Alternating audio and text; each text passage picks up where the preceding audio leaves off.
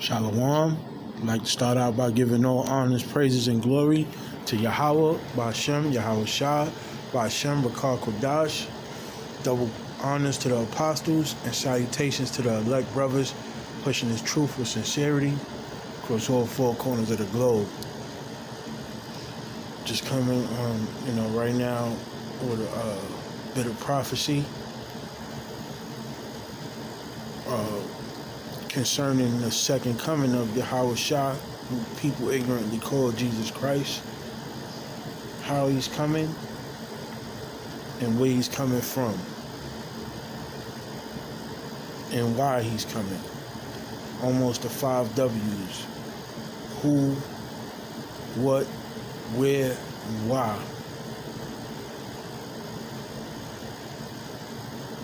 Alright, and hopefully these answers are edifying. And as I go into it, I'm going to take it to Isaiah chapter 63, starting from 1. And it says, "Who is this that cometh from Edom with dyed garments from Basra?" Right. So Edom is speaking of the lands of Edom, all the Edomite territory, and who he's coming for. All right.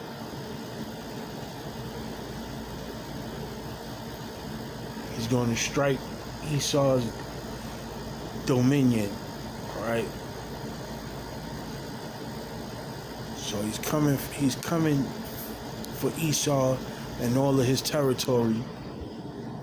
All right. You can find that in Deuteronomy chapter 33. All right. And when it speaks of with dyed garments from Basra, all right, the dyed garment is the flesh from all the people that's going to be destroyed. All right. You can see that in Revelations when he's during the marriage and how he's coming back in a pure whiteness, but with all the destruction of the people that's going to be destroyed. His garment that's pure white is going to be covered in red blood, dyed, which is symbolism of being covered when something is dyed, is completely changed its color. All right. Reading on, it says, This is glorious in his apparel. This that is glorious in his apparel, traveling in the greatness of his strength. All right. I that speak in righteousness, mighty to save. All right. So the Lord is coming back in all his gloriousness. All right. And greatness of his strength. All right. And it says, I speak in righteousness, mighty to save. So while he's doing all that destroying, he's also going to be sparing or saving the elect at that moment of destruction. All right. And when he cracked them clouds with the chariots, all right, he's also going to be beaming up the elect. So his righteousness is how he's going to return through the chariots. You can see that, all right, as well as Revelation 19, verse 11. But also he says that he's in Isaiah 47, verse 3, that he's coming back and he's not going to meet thee as a man. So he's going to be an angelic form. All right. So his capabilities is going to be extreme. All right. Reading on in Isaiah 63, it says, Wherefore art thou red in thine apparel, and thy garments like him that treadeth in the wine fat? Right, the garment that's red in apparel is going to be completely covered in blood from the bloodshed. But people think that it's going to be a beautiful return of the Most High, but he's coming back to do dirty work, man. He's coming back to get busy on all these wicked nations, because nobody has the rank and the power that he's going to possess to take down these damn demons. All of their feats as far as their military capabilities. All right. He made them strong like that so he could get busy and show them his magnificence. All right.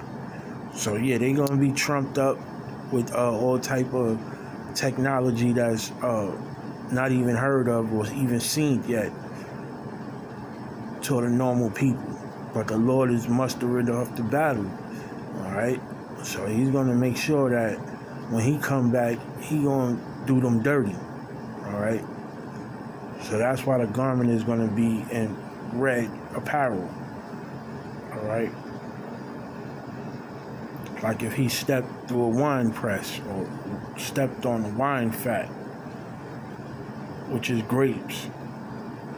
When you step on a giant pool of grapes, your whole garment gets completely dyed in red, for the juice is the color red.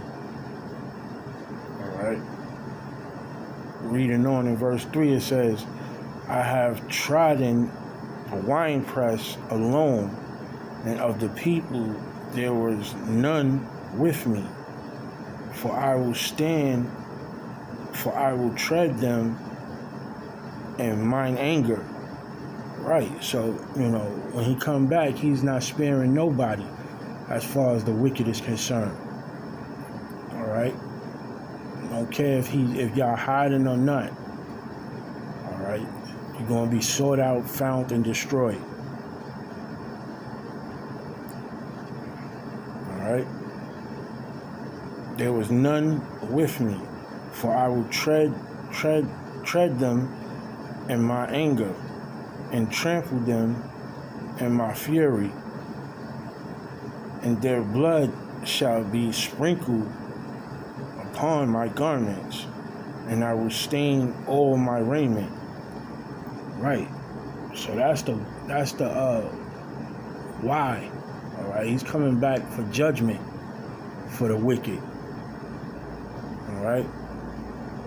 Judge the whole world, but mainly the wicked is going to be dealing with being destroyed on a high level, and 2/3 of his own people as well. All right. You have the Who, which is YAHAWASHI, the Where, which is Edom's kingdom. All right.